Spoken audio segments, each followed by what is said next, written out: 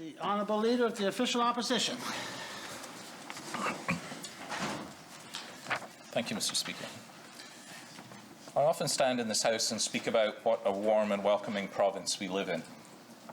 Every day I wake up feeling gratitude that I live on this beautiful island, filled with people from all backgrounds and all walks of life, who love this province as much as I do.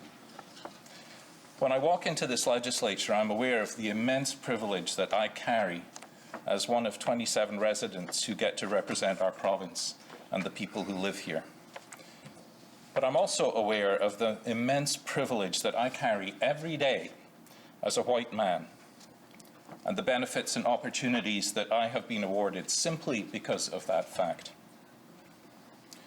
Because while it is true that we live in a province filled with kind and welcoming people, it's also true that our province has a long history of discrimination, of xenophobia, and of racism. From the moment that white settlers arrived on these shores, colonizing Ebiquit, our island has been steeped in white supremacy, genocide, and violence against Black, Brown, Indigenous, and people of colour. This insidious part of our history certainly does not end with the arrival of white settlers. Since then, racism and white supremacy have persisted in our relationship with the First Peoples of this land, in the treatment of Black Islanders, the erasure of the bog, for example, and in the racism towards Lebanese immigrants in the 50s and 60s, and most recently, in the rise of anti-Asian sentiment as our province welcomes more and more immigrants from all around the world.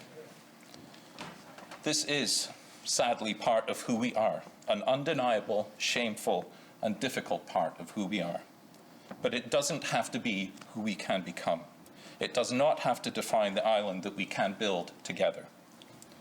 Mr. Speaker, we must call out xenophobia wherever we see it, no matter who extols it.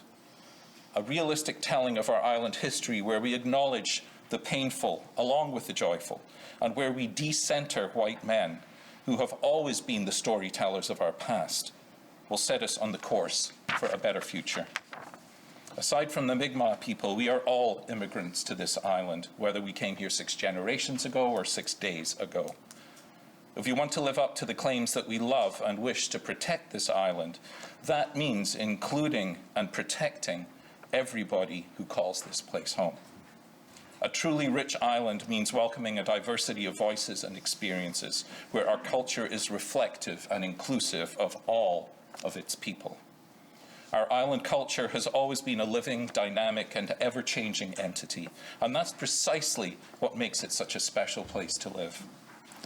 I call upon my colleagues in this House to join me in using the power and responsibility entrusted to us by islanders to play our part to call out hateful language and exclusionary tactics, and to amplify the voices of the BIPOC community here on Prince Edward Island. We can and we must do better. Thank you, Mr. Speaker.